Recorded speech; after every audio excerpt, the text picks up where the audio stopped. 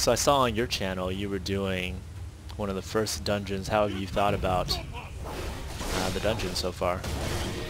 As I said, they're not like, if you come into it expecting like a full-on D&D level of complexity in your dungeon creation, then you're really not going to get that. But as far as MMOs go, I found them really fun, and that's mainly just because the combat is really fun. They're good combat experiences. That said, there are some puzzles and things like that, which can result in like extra loot and things like that. But usually it's just a matter of following the glittering trail, which I feel is the way that pretty much most MMOs are headed these days. Sure. No, I'm with you. And that's one of my rants. It seems like they're dumbing down everything for the lowest common denominator, and it's like Ultima Online was so sandbox, so open, and then EverQuest was a little more linear, and then everything was becoming more and more linear. I don't know. That's my rant about it, but yeah, definitely. I just followed the Kickstarter for, what is it, the new Dark Age of Camelot. Guy's making a new one. And I'm kind of have some hope for that. Yeah, there are people pushing the opposite boundary. They're going back to the older style, and where you actually have to read stuff to, or listen to NPCs if you want to figure out what you have to do. But I can see why they're doing this, like the glittering trail thing, because even when I play an MMO now, I find my attention span is just getting shorter, and I'm just like, just show me the way to the quest. No, I'm with you, and it's that's just like I think love what to everyone's read, doing. But I hate to read in MMOs. I don't know why that is. Yeah. So instead, they're just trying to focus on the combat experience in this, and the questing isn't particularly deep. But there's definitely the lore and stuff there if you do want to read it and do want to listen to it. After all, it is based on a D&D setting, which means that there's already a huge amount of back lore built up for it, and you can even like write your backstory for your character and things like that. So there's a fair bit going on there. Let's interact. Grab my treasures. Oh, I'm level 5. Alright. So you just leveled up to level 5, which is the first level you actually get to sort of do something. So if you press U, it'll you'll be able to pick a power, and then you'll be able to open your sort of reward box thing. Oh. I think I'm going to go with a Searing Light, hardcore damage. Can you talk about the powers while we're here? Yeah, I can't tell you too much about the Guardian. I leveled the Guardian to about level 15, and to be honest, it's kind of a lackluster character to level. It's one of the probably poorest classes in the game in terms of leveling experience, though they get pretty powerful in the end.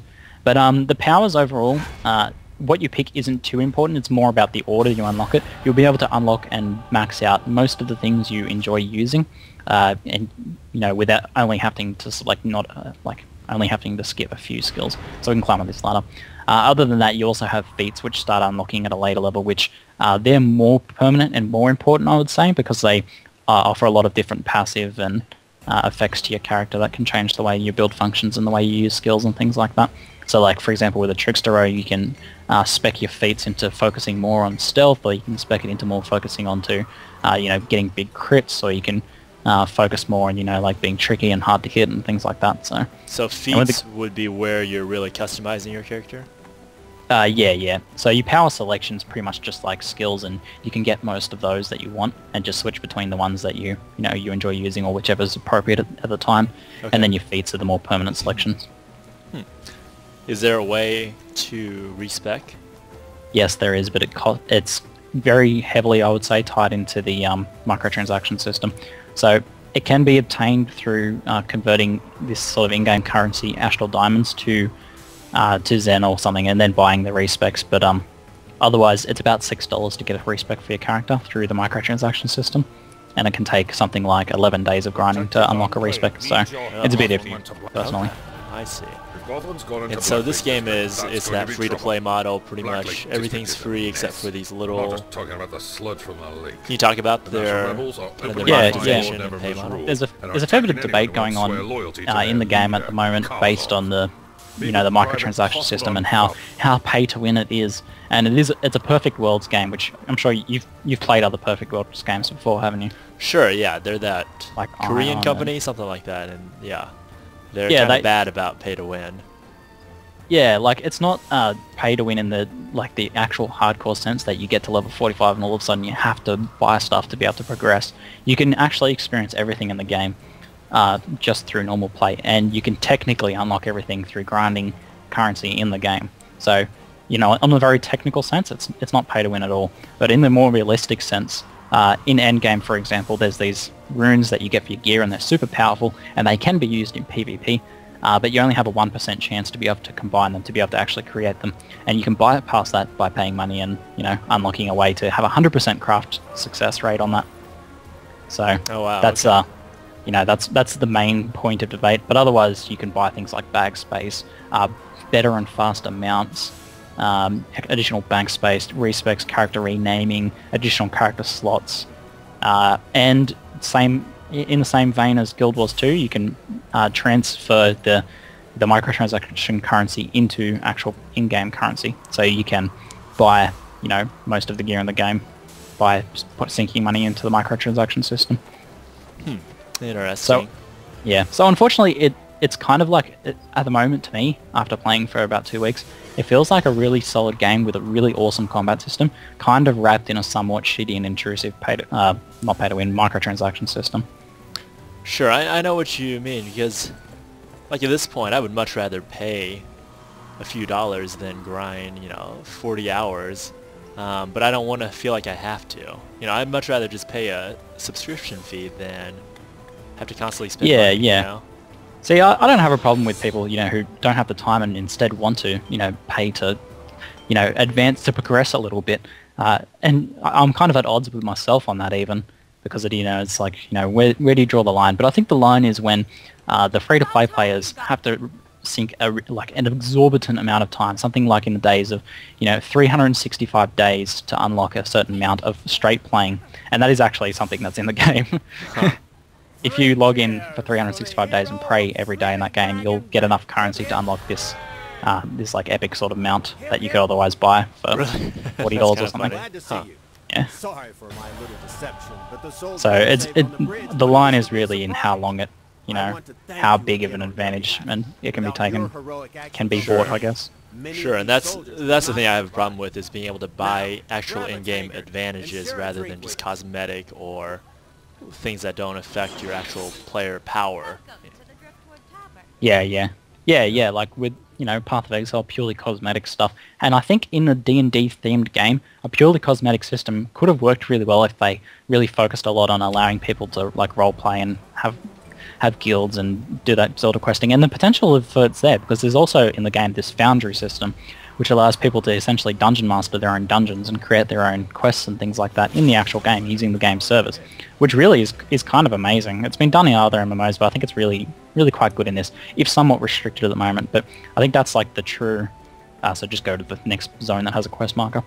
That's kind of like the true end game for a game like this, I think, is in that. And, you know, if they gave people like all these different clothes and skins and stuff they could have bought, then that'd allow them to enjoy the role-playing that much more. Sure, no, that totally makes sense.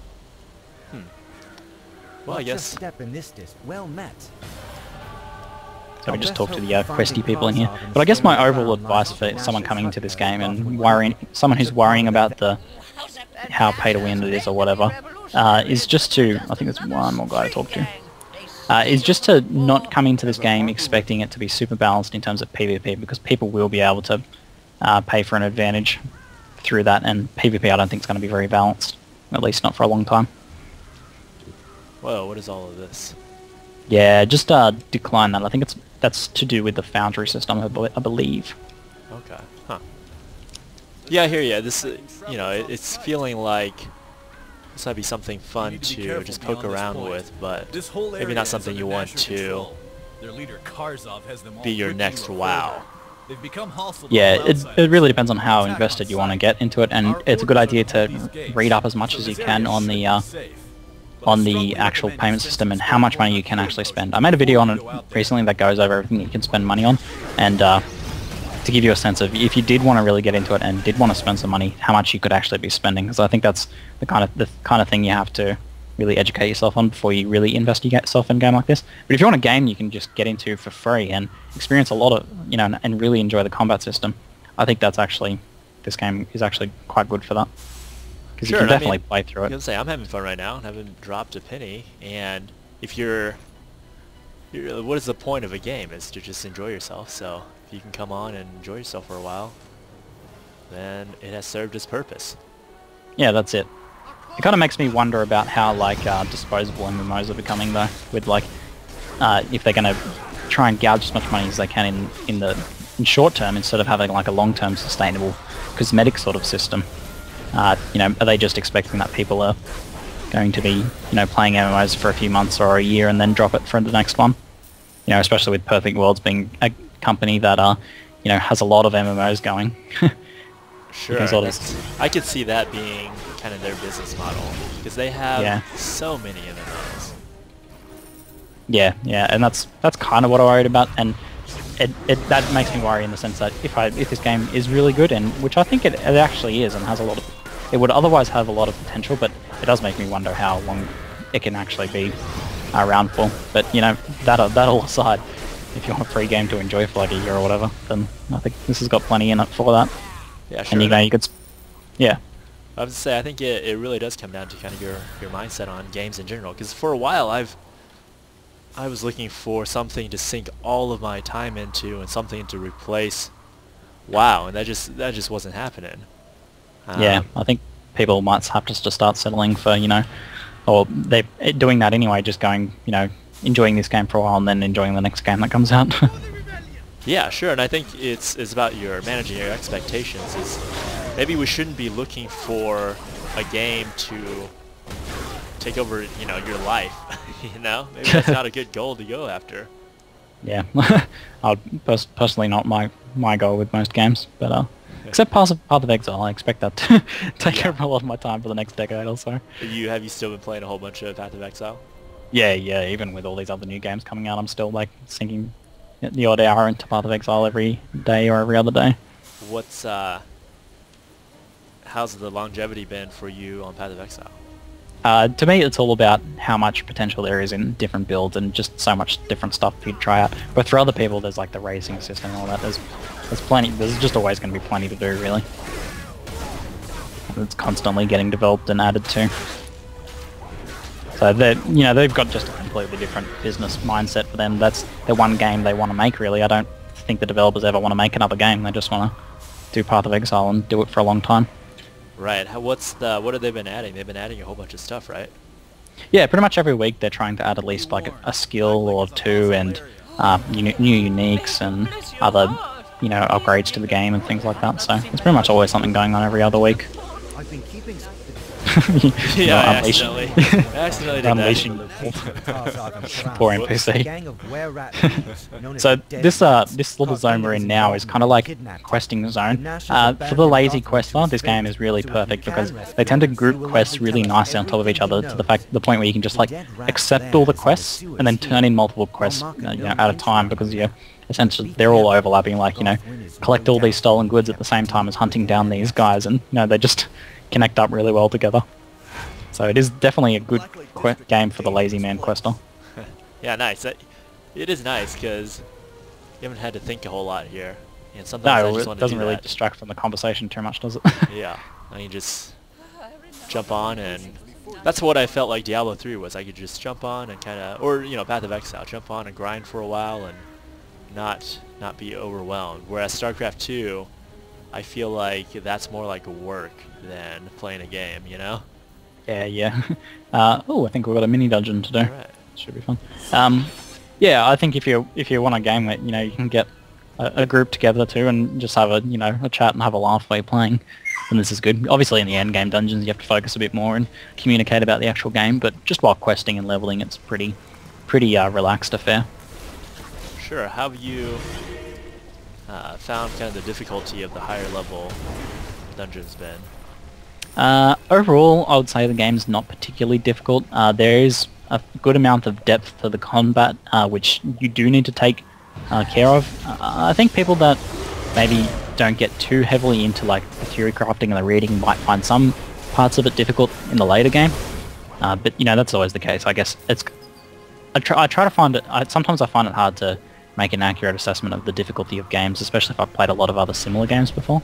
Because you're pretty pro. Well, I didn't want to say that. You didn't want to say it, but I'll say it for you, Ziggy. You're pretty pro. I guess I'm just experienced with this category of games. You're just But, that big of a nerd. But it's satisfying in a not too difficult way. But definitely the later dungeons do get difficult in the traditional MMO sense. Pretty much what you'd expect from any MMO, really. I think. I'm gonna leash my ult on this Mugger Blammo. So we can talk a little bit about the classes we're playing. That might be interesting. So I've talked about the Trickster Rogue a bit already, obviously, since that's my main character at the moment.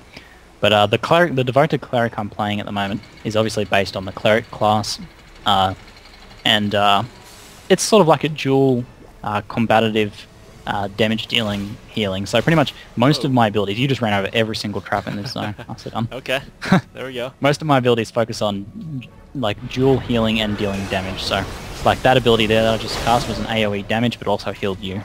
And a lot of my abilities seem to do that. Like this one deals damage, and when you attack the enemy that I've dealt damage to, you'll gain hit points back. So that's sort of the overall theme of this class.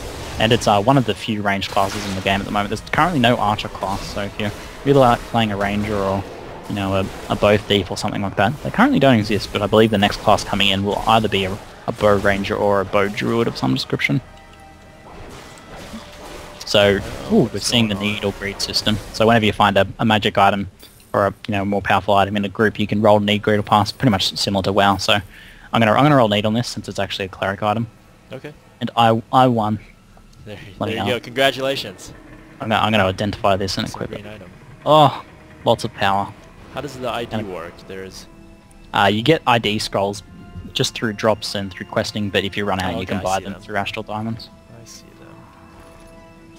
So your class, the Guardian Fighter, is based on the Fighter D&D class. There's actually two fighter classes in this game. There's the so you're the Great Weapon Fighter, and there's the Guardian Fighter, which is sword and shield, and you use the great two-handed swords.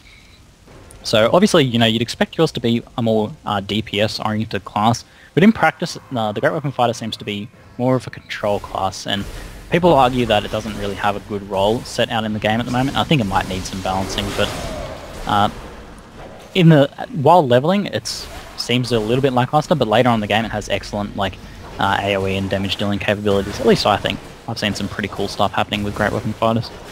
Sure, I'm having some fun with it. And I like how you can hit multiple mobs that are in front of you. With your swings, and no that's... matter what swings you do. Yeah, your base ability as well is actually optimal for single target, so you actually get more cleaving sort of abilities later on that you can use to basically swing, in a big arc in front of you to hit more and more mobs. Whereas if you play the Trickster Rogue, you're pretty much always hitting one mob with your daggers, so that's pretty cool, depending on what you like to play.